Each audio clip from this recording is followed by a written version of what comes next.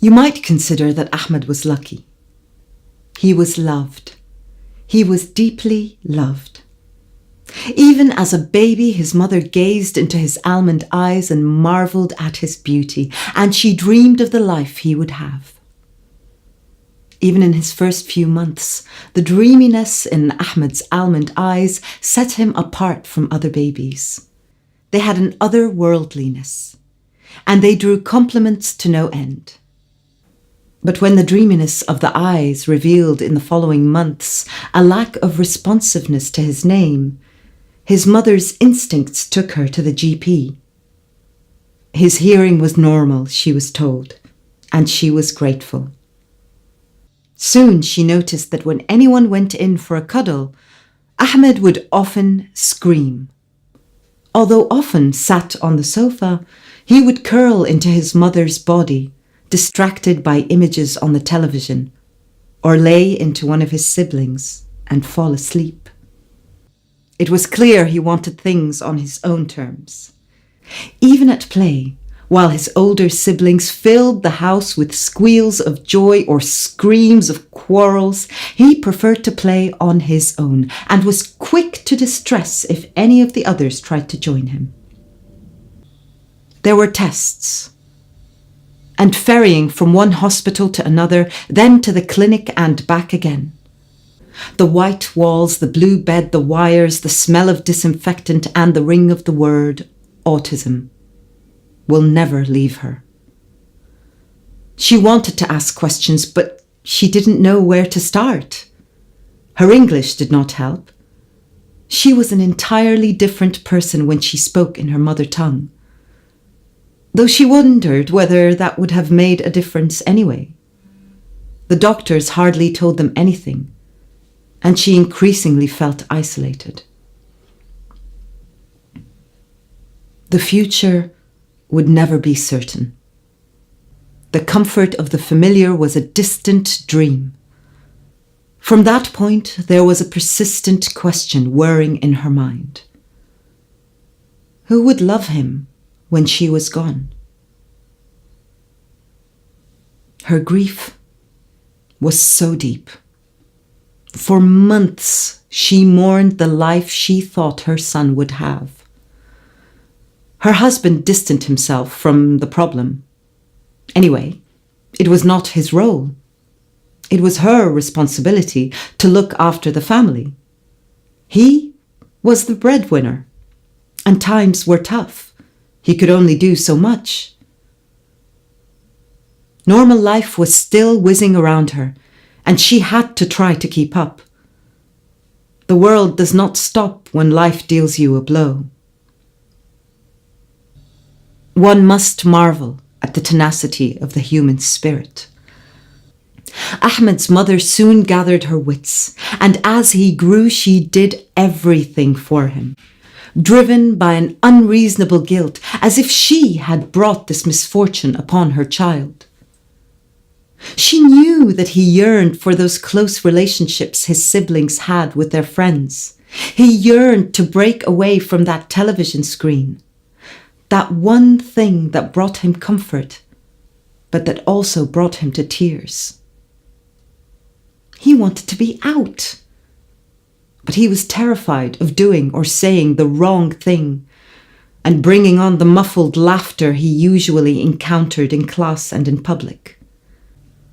It was all too complicated out there, too difficult. In the warmth of his home, his mother looked out for him. The bond between them only grew stronger. As he grew, his siblings all left the house one by one. They got married and had children, but they weren't far away. He longed to help his aging father in the chicken shop, but he knew he'd never get it right. He longed to prove to him that he was a man, that he was reliable, that he too deserved to be loved. But it would never be. By the time Ahmed was 41, his father died, and he was left in the house with his now elderly mother. It was at this point, in an empty house with her son, that his mother told him of her decision. This, she said, was the most considered, the most seminal decision in her life. "Who will love you when I'm gone?" she said. "I have found you a nice girl from back home to marry. She will look after you." This sent him into a spiral of despair. One would have thought he'd been facing a she-devil, not his own mother, the way he screamed and toppled the dining table over, he threw plates at the walls, the way he tore at his clothes. What do you do when you're caught between guilt and gratitude? What do you do when the person who has been your angel for the whole of your life makes a decision on your behalf that you do not want? Perhaps he did want to share his life with someone. But would anyone want to be with him? Would anyone truly love him despite? And someone from home, too? He remembered the one time he'd gone back home, how the other children stared, how the rest of the family dealt with him awkwardly. He didn't know whether it was a result of his father's evident shame or his mother's fierce protectiveness that they never returned as a family. Ahmed was anxious, deeply anxious about this marriage. For one thing, he did not know how to behave as a husband. But try as he might to explain this to his mother, that he did not want to marry, not like this, not right now. His mother told him that she knew what was best for him. Hadn't she looked after him all her life? Now she would look after him for the rest of his life. And when he dared to ask the question, "Does she know about me?" the silence was deafening. They say the day you get married is one of the happiest of your life. Ahmed was terrified. The day his wife arrived was one of the darkest days. The look of joy turned terror in that young girl's eyes seared itself into his memory. As she sat on the sofa trying to catch his eye, realizing he was not returning her looks, his shoulders hunched over his body, he longed to hold his hands to his ears and shut it all out. But he'd been warned by his mother that this was the one thing he was not to do.